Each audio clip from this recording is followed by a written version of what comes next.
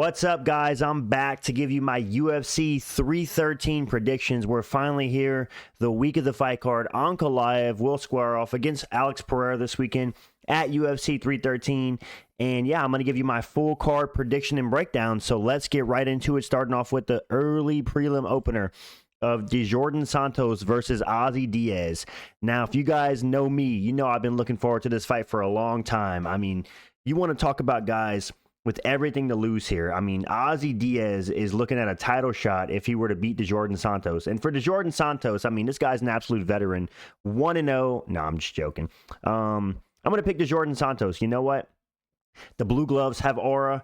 I picked Taliesin Teixeira to beat Justin Tafa because of the Blue Gloves. No, I didn't pick him. I'm just kidding. But Djorden Santos, I think he's going to be better than Ozzy Diaz. Ozzy Diaz has some losses. Obviously to Joe Pyfer, to who else? To Zhang Mingyang. But I don't really rate Ozzy Diaz. He isn't really great. He's okay, but I think that Djorden Santos is well-rounded enough to get a decision win. So I'm going to pick Djorden Santos by a decision win. Let's get on to the next fight, where we're going to have Mairon Santos, another Santos, versus Francis Marshall. Now, I'm going to be honest. I haven't seen too much of these guys' fights. I've seen a couple highlights, and from what I've seen, Mairon Santos has the experience advantage, and I think he's just a more well-rounded fighter. And I think he's just going to keep Francis Marshall on the outside, picking prod at him to a 29-28 decision. I think Francis Marshall will steal one of those rounds, but Mairon Santos will be victorious. So I'm going to pick Mairon Santos by a 29-28 decision. Moving on up the card to the next one, Alex Morono versus Carlos Leal. Now, if you guys know, Alex Morono, he's one of the most inconsistent fighters ever. I mean, this guy went from piecing up Santiago Ponzinibbio to get knocked out. I think his last great performance was against, who was it? Donald Cerrone, way back when he got a finish. But Alex Morono, he's kind of a letdown. He kind of just is a punching bag. I think Joaquin Buckley beat the brakes off of him. And if you guys know, Carlos Leal 100% beat Rinat Fakhretdinov at UFC 308. He 100% won that fight. Listen, I understand this guy has more back knee than Kamaru Usman. I get it. He's most likely on the sauce. The fact that he didn't gas out on short notice and his gas tank was absolutely insane against Fakhretdinov. And in my opinion, he won that fight 30-27. I think he's going to school Alex Morono, who, let's be real, isn't really all that impressive. He's kind of a journeyman that's just kind of a jack of all trades. He has solid wrestling. He has solid ground game. He has solid striking, but he's not really great anywhere. He's like a Marvin Vettori at welterweight, if you know what I'm saying. And Carlos Leal, I think, is just going to put the pressure on him, and I think he's going to break Alex Morono and get a late second round TKO. And yeah, man, I think we're going to see those steroids shine. I think Carlos Leal is going to come out there looking like Ronnie Coleman in his prime. No, I'm joking. But listen, Carlos Leal, this guy's sauced out of his mind, and with the way he looked in his last fight, I can't even imagine how he's going to look on a full training camp. So I 100% have to pick him against Alex Morono. And yeah, like I said, I'm going to drill it home. Carlos Leal 100% beat Rinat Fakhretdinov. I will die on that hill, and anybody who has eyes would agree with me. So yeah, Carlos Leal by a second round TKO. Moving on to the next fight up the card, Brunno Ferreira versus Armen Petrosyan. Now, Armen Petrosyan's coming off a pair of losses. I think he got submitted by Rodolfo Vieira, and he got knocked out with the double spinning back fist by Sherry Magomedov. Armen Petrosyan hasn't really impressed me too much throughout his UFC career. He's okay. He's kind of a decision merchant. He either gets finished or he wins by decision. Before the UFC, seems to get a ton of finishes. It's amazing how these guys can destroy everybody, and they come to the UFC and can't get a finish to save their life. But Brunno Ferreira, yes, he did get submitted by Abus Magomedov, who just showed that he's that next step above and has that fight IQ to get it to the ground and put him out with the arm triangle. But Armen Petrosyan, again, he's not really impressive to me anywhere. He's okay.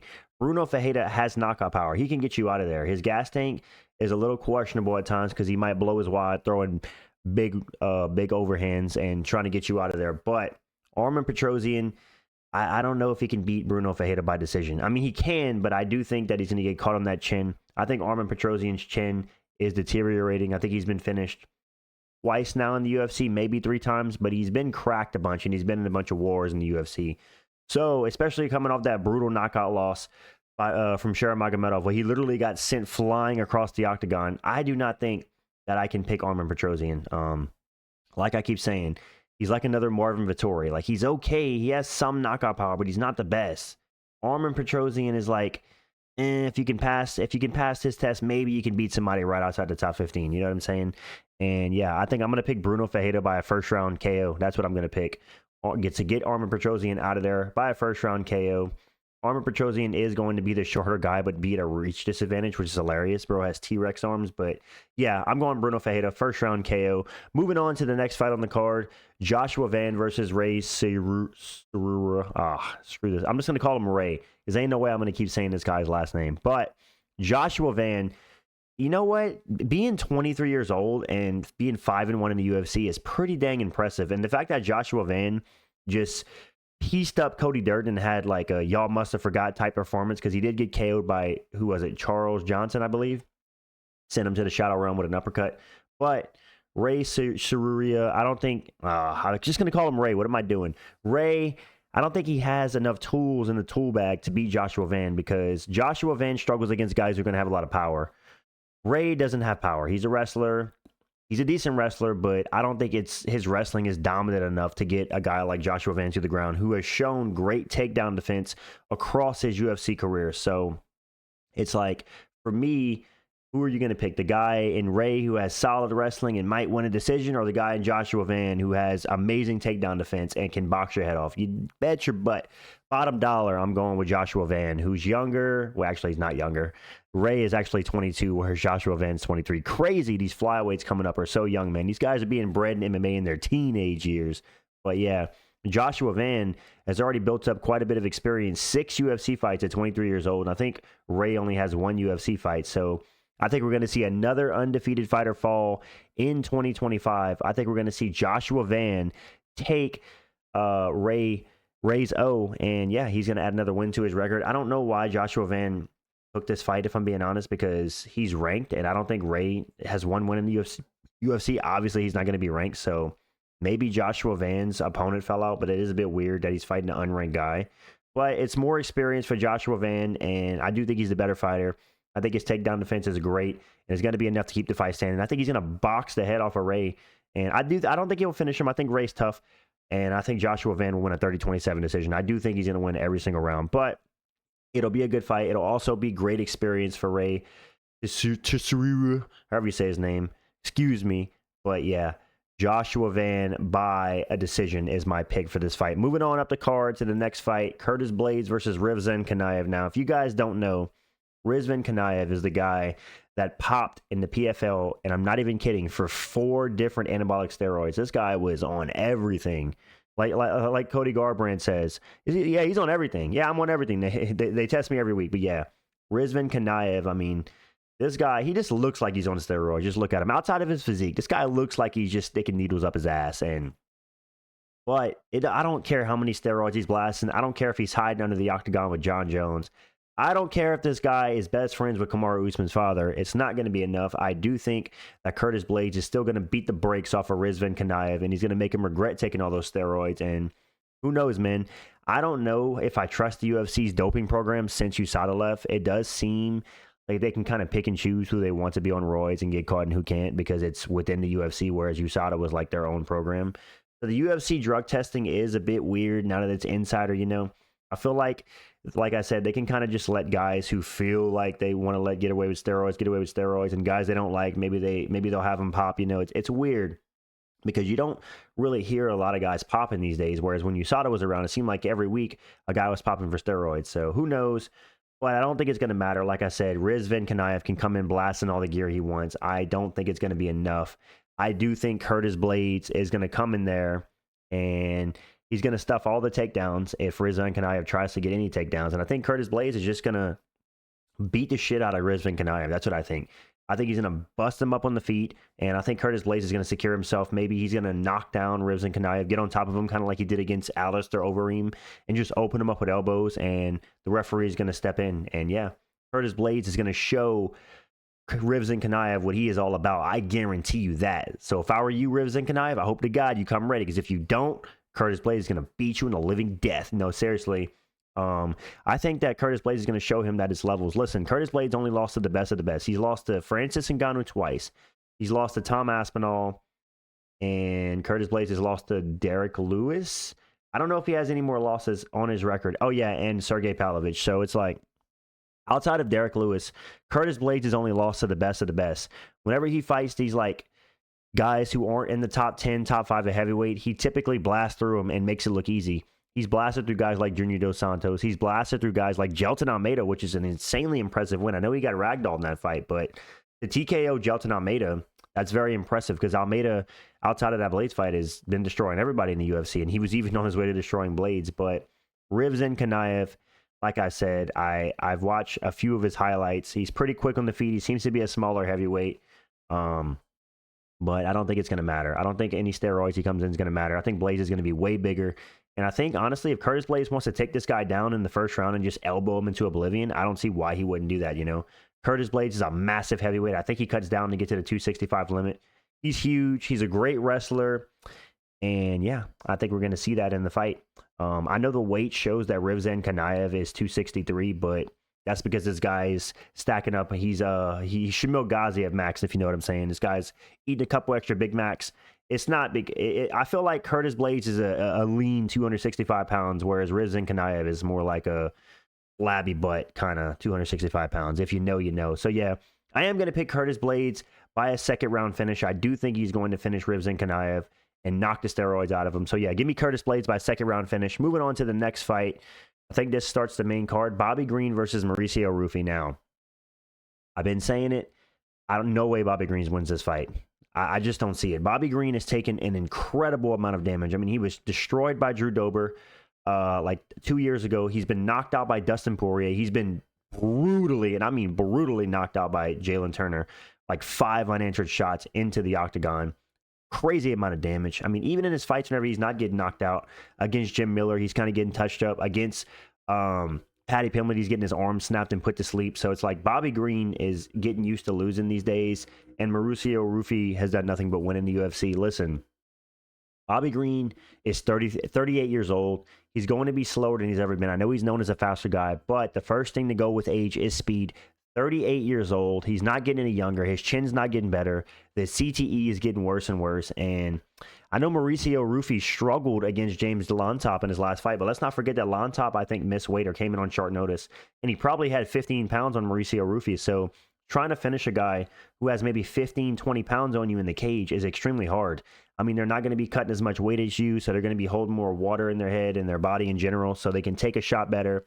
He's going to be bigger than you, so although Mauricio Ruffy may have seemed like he gassed out in that last fight, which he did, he doesn't have the best cardio. We can be honest about that. Mauricio Ruffy is going to be the faster fighter. I think he's going to be the more durable fighter. I think Bobby Green, his chin is, as Conor McGregor says, his chin is deteriorating.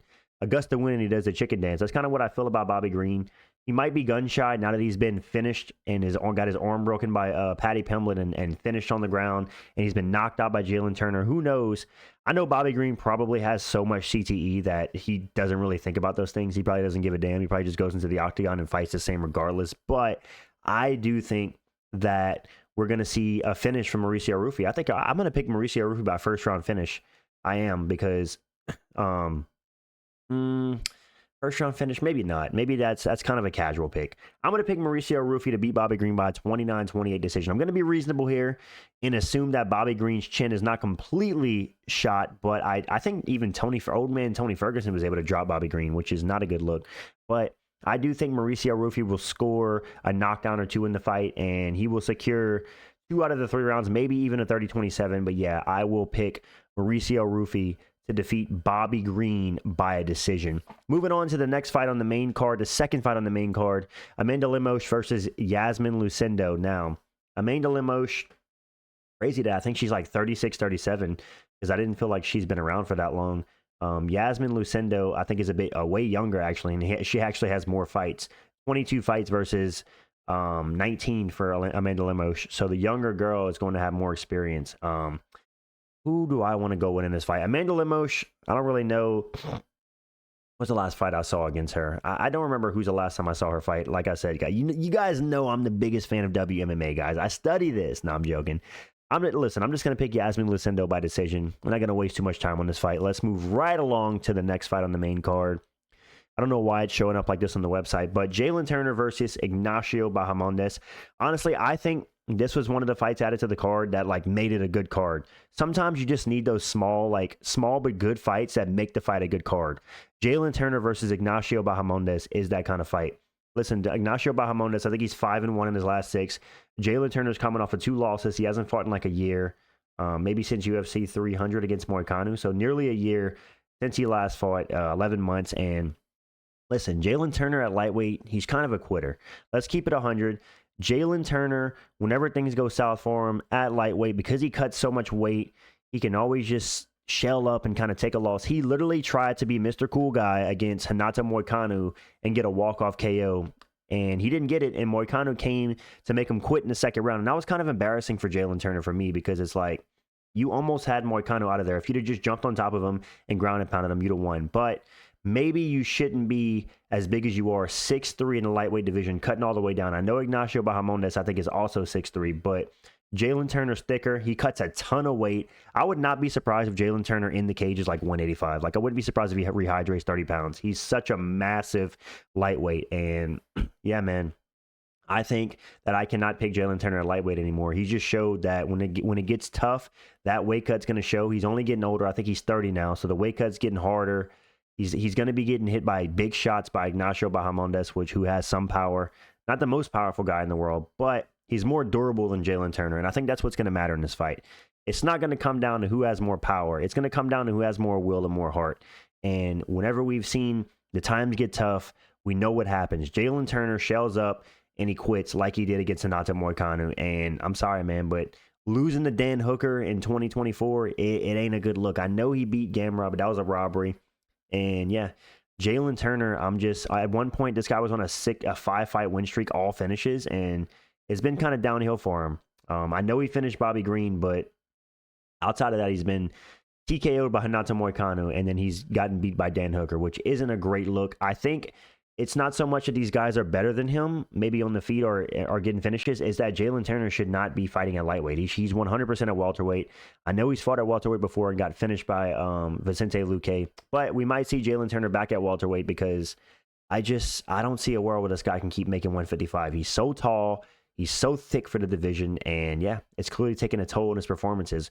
Whenever he looks good, he looks great, but anytime it gets tough in the octagon, you can bet that Jalin Turner is going to shell up and give the other guy a win, or just take a decision loss. So yeah, give me Ignacio Bahamondes by a decision. I do think that Jalin Turner will see the bell, but I think he's going to gas out from all the weight he cuts, and I think Ignacio is going to find himself in the rankings. Shout out to my boy. And everybody, this is still my boy. Yes, I think Ignacio Bahamondes is going to beat Jalin Turner and break into the rankings, and we're going to have another new lightweight in the rankings. I'm super excited about it. I'm tired of these same guys at lightweight being recycled. I'm actually happy Paddy Pimblett made it into the rankings, because sure, Paddy Pimblett's kind of annoying and whatever, but man, at least we're getting some movement at lightweight. It feels like it's been the same guys in the top 15 forever. Sure, we had some shakeups in the top 10 to 15, but it's like, man, it's been the same guys. I'm happy to get some new blood. So yeah, I'm rooting for Ignacio Bahamondes, and I think he'll get it done by decision. Moving on to the co-main event, which was supposed to be Justin Gaethje versus Dan Hooker, but as you guys know, Dan Hooker broke his hand leading up to the fight. He pulled out, and now Rafael Fiziev steps up on short notice, on a week and a half's notice, to face Justin Gaethje in the rematch. And maybe if this were under circumstances where they both had a full training camp, I would 100% pick Rafael Fiziev, but it's short notice. Rafael Fiziev is not a powerful guy. He's a small lightweight. He has no training camp. He's coming off a 1.5-year layoff, knee surgery. Justin Gaethje, sure, he's coming off a brutal knockout loss to Max Holloway, but he's taken the time off. He's had nearly a year off, 11 months off. He even said he took 6 months off without getting hit to the head a single time. He's looking great in training, and I just don't see a world where Rafael Fiziev comes in on short notice and beats Justin Gaethje. I don't see it. Rafael Fiziev, as we know, he doesn't have the best gas tank. He tends to slow down. And you typically around the middle of the second round, like Rafael Fiziev looks great in the first round. He looks amazing. And then the second and third round come around, it's like he fades and he fades. And that's where Justin Gaethje is going to turn up and start to beat up Rafael Fiziev like we saw in their first fight. It was a very close fight. I could have went either way, but I did score the fight for Justin Gaethje, the first one, because he did more damage. He busted up Rafael Fiziev's nose and just outpointed him in the last 2 rounds, in my opinion. Yeah, man, I do respect Rafael Fiziev for taking this fight on short notice, because it's a big risk for him. If he loses, he's now lost to Justin Gaethje 2 times. and he will be on what, a 3-fight losing streak maybe. That's not going to be good for Rafael Fiziev, a 3-fight losing streak. But if he can pull this off, man, he would make a big jump in the rankings. He would come off of a 1.5-year layoff to come back and still a top 5 ranking from Justin Gaethje. I think he's ranked like number 9 or 10 Fiziev, or maybe even 11. I think he would jump up to at least a top 5 if he were to beat Gaethje. But it is a tall task from a guy like Rafael Fiziev, who is a smaller lightweight. He's not a guy that's going to initiate the grappling and get Justin Gaethje to the ground. This is going to be 100% a stand-up fight, and I could just see a more dominant showing from Justin Gaethje than we did the first fight. After when this fight first got announced, I thought about I right off the bat, I was like, you know what? I'm picking Rafael Fiziev. I think he gets it done. But then I thought about it. I was like, maybe not. Not the most powerful guy. A 1.5 years out of the cage, knee surgery, smaller for the lightweight division. It's like hasn't had a win in a long time. It's like, can I really pick Rafael Fiziev to win this fight? No, I can't. The only thing going for Rafael Fiziev, in my opinion, is the fact that this fight's 3 rounds. If it was 5 rounds, then I think Justin Gaethje would be a lock because he would just break Rafael Fiziev over the 5 rounds, especially on short notice. But the fact that it is 3 rounds probably does favor Rafael Fiziev, and he's going to need all the favors he can get facing Justin Gaethje on short notice. But yeah, man, I think Justin Gaethje, call me naive for watching training footage and being impressed, but Justin Gaethje has impressed me with the training videos I've seen. He seems to be looking great in training camp. He seems to be still elusive, still moving good. Yes, the CTE is always going to be flowing when you got a guy like Gaethje, but I do think that we are going to see prime form Gaethje, and I do think he still has. I do think Gaethje. First of all, I do think Gaethje is past his prime. I do. I don't think we're seeing prime Gaethje anymore. But I still think this version of Gaethje that's had a year out of the cage is going to do enough to beat a Rafael Fiziev on short notice. Let's be real. Rafael Fiziev probably wasn't in training camp. Sure, he's probably training, but he wasn't in fight shape. So, yeah, if he has not the best cardio on full training camp, I can't imagine his cardio is going to be better on short notice, you know? So, yeah, I think Justin Gaethje is going to win this fight by a 29-28 decision. It is no longer 5 rounds since it is being taken by short notice on Rafael Fiziev.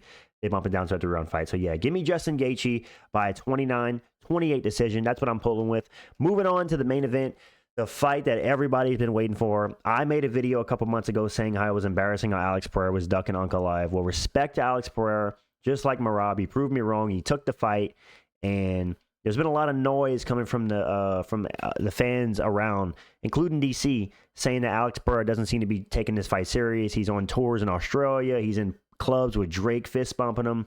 He's not. While you see videos of Ankalaev practicing his ground and pound, got his wrestling shoes on. But nonetheless, I do think we're going to see the absolute best form of both of these guys. And the question is, who's going to win? Now, obviously, I've been driving the point home in my streams and to the guys that watch my channel that people are talking like Magomed Ankalaev's wrestling, like it's like the Khabib of light heavyweight. But people have countered me with good points. They have said, you know what? You don't need to have Khabib-like wrestling to take a guy like Alex Pereira down. And while I do agree, I'm not going to pretend like Magomed Ankalaev has like this insane freaking ground and pound, dude. Like his ground and pound is solid, but like it's nothing like that's like, oh my gosh, dude, if Alex Pereira gets to the ground, he's getting his head sent through the octagon. Like I just don't see that. And I do think, first of all, I do think Ankalaev is going to be able to get Pereira down multiple times in the fight, but I do not think he's going to be able to finish Pereira on the ground. I think people underrate Pereira's ability to survive on the ground, and Ankalaev, I don't think he has a single submission win in the UFC, and it's not like he has a ton of ground and pound wins. He had Jan Blachowicz on the ground for 2 rounds, and yeah, he beat him up a good bit, but he wasn't able to get him out of there, and he fought that fight to a draw. He got his legs chewed up. But I don't think the leg kicks are going to be as much of a factor as they normally would be in other fights just because of their stances. I think it's harder for Alex Pereira to land his normal leg kicks because of the stances. But we'll see, man. I'm excited for this fight. I am picking Alex Pereira by a 3rd round KO. I do see a world where Magomed Ankalaev goes in there. He gets Alex Pereira to the ground. Alex Pereira survives, maybe the 1st round. But anytime this fight's on the feet, Magomed Ankalaev is in danger of getting KO. Let's not pretend like Magomed Ankalaev back in the day didn't get dropped by old man Thiago Santos. He got hit by a short elbow. He went down, and he did survive. Magomed Ankalaev has insane survivability. His only loss on his record is kind of a fluke loss to Paul Craig. He was beating the crap out of him, and he got caught in a triangle with 1 second to go. But Alex Pereira is different, man, and Sure, you've heard Ankalaev leading up to this fight, and before the fight was ever accepted, saying that he doesn't need grappling. He's going to strike with Alex Pereira, and he's going to knock him out on the feet. I don't buy that for a second. I think in Ankalaev's head, he knows deep down that if he decides to stand on the feet with Alex Pereira, he will get KO'd. He will.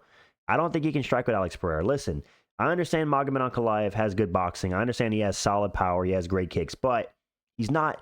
This isn't Johnny Walker, dude. This isn't Ion Cutelaba, who's sloppy boppy on the feet. This is Alex Pereira, one of the greatest upper weight classes striker we've ever seen. If Magomed Ankalaev makes the mistake of getting cocky and not shooting takedowns in this fight and using his bread and butter to win against really good strikers like he did against Jan Blachowicz in the latter rounds, I do think we're going to see an Alex Pereira KO. And even if he gets the takedowns, I think we're going to see an Alex Pereira KO. I'm going with Alex Pereira by a third round KO. I could see it happening. I think Alex Pereira has great cardio. The only thing I am worried about is that if Ankalaev is to get him down and kind of like be top heavy on him, put really good pressure on him on the ground, that could cause a guy like Alex Pereira to maybe gas out, because whenever you're carrying a guy's weight, eventually, if he puts all his weight on you and you're trying to fight him off the entire round, sure, that could gas you out. You might see Alex Pereira start building up with lactic acid. Maybe his shots don't have the same kind of spark they normally do in fights, because let's be real, Alex Pereira's grappling has not been really tested since the Jan Blachowicz fight. He's been fighting straight strikers, and Yuri, Jamal Hill, and Roundtree, it's been straight strikers. So this is the first fight Alex Pereira has had in a while where he's going to have the threat of the grappling. And like I said, I don't buy Ankalaev's crap of saying he doesn't need striking. He doesn't need wrestling. He's going to strike. I don't see that. I think that's just a ploy for him to try to get Alex Pereira to take the fight, which he finally did. In respect to Magomed Ankalaev, he is fighting in Ramadan, although I don't think it should matter. If you're going to have religious obligations, don't be a UFC fighter. I mean, I'm so tired of the Ramadan excuse. But nonetheless, a lot of people aren't going to like me saying that, but I'm just keeping it real. Like, at the end of the day, we all have religions or not. We have obligations in life. If you don't want to fight during Ramadan, or you're going to make a big deal about fighting during a certain period of the year, then maybe don't be a UFC fighter. There's plenty of other career choices. Magomed Ankalaev looks like he'd be a great plumber. But all jokes aside, yeah, man, I do see a world. I see two worlds, and I think my world's more likely. I see a world where Alex Pereira gets taken down, gets back up, starts chewing up Ankalaev's legs, even though it will be a little bit harder. I still think he's going to be able to land some of those leg kicks. And as we saw Jan Blachowicz do, Jan Blachowicz beat the crap out of Magomed Ankalaev's legs to where he was rendered barely able to walk and had to resort to grappling. But I do see a world where Alex Pereira does chop up Magomed Ankalaev's legs, and then eventually, like, Magomed Ankalaev maybe will shoot a sloppy takedown and pay for it with a knee or a left hook coming in real fast. But there's also a world where Magomed Ankalaev just takes down Alex Pereira every single round and just grinds him out to a 49-46, 50-45 decision. That is 100% a possibility, or unlikely, but there's a world where Magomed Ankalaev goes out there and knocks out Alex Pereira on the feet. I just don't see that happening. I do worry for Alex Pereira whenever he gets overly aggressive like he did against Khalil Roundtree. He seemed to be a little bit overly aggressive in the early rounds and got caught by Khalil Roundtree and kind of got sat down for a second. But I think we might see a more patient Alex Pereira, ready for the takedown. And yeah, I do think that Ankalaev is going to get Alex Pereira down. Imagine, dude, the craziest outcome of this fight would be if Alex Pereira is going to get taken down and he pulls a guillotine on freaking Magomed Ankalaev and chokes him out with a guillotine. That'd be the most insane result. He did pull a standing guillotine against Jan Blachowicz, but obviously it wasn't really tight. It was just kind of a defense move before he got taken down. But yeah, Magomed Ankalaev versus Alex Pereira. It's finally here, guys. It's 5 days away. I'm so excited for this fight because it's such an unknown, you know? It's like, what's going to prevail? The Russian grappling, the Dagestani grappling of Magomed Ankalaev, or the ruthless and powerful striking of Alex Pereira? Because Alex Pereira is one of those guys where one single punch can change the entire fight. One single punch can put you on skates and put you ready to get out of there. Or he just goes into flow state like he did against Khalil Roundtree in that fourth round and just starts to brutalize you on the feet. So yeah, I do want to see Alex Pereira win because Magomed Ankalaev is notoriously a really inactive fighter. He only fights typically like once every 10 to 11 months, and I'm not trying to have a champion fight once a year. Alex Pereira, if he defends his title against Magomed Ankalaev, that will be 4 title defenses in less than a year. I think he'll be the first fighter to do that in like the last 10 years. Last time it happened was John Jones. 4 title defenses in 1 calendar year, less than 1 calendar year, is unheard of. And yeah, man, I want an active champion. So I'm rooting for my boy Alex Pereira. I know he can get it done. Yes, he's going to get taken down, but I think people underrate his survivability and his instincts to just stay in the fight and be able to get up and cause something to happen. Because Alex Pereira, like I said, he's one of the most dangerous upperweight strikers we've ever seen. The technique is out of this world. His left hook is dangerous as they come. He's got a mean flying knee. He's got mean leg kicks. But we all know his hole in his game is his grappling. And if there is anyone that can test it, it will be Magomed Ankalaev. Give me Alex Pereira by a 3rd round KO. That's what I'm going with. And yeah, guys, that's my predictions and breakdown for this entire fight card. This card is the best pay-per-view we've gotten in quite a bit. I do think it's better than 311, and it's definitely better than 312. But it's not better than 314. Man, we've got some great cards coming up. 314, 315. I'm super excited as a fan. But yeah, guys, these are my predictions for the entire fight card. Let me know what you guys think in the comments. Who are you guys picking for the main and co-main? And yeah, drop a like on the video if you enjoyed. I appreciate you guys. I'm out, and peace.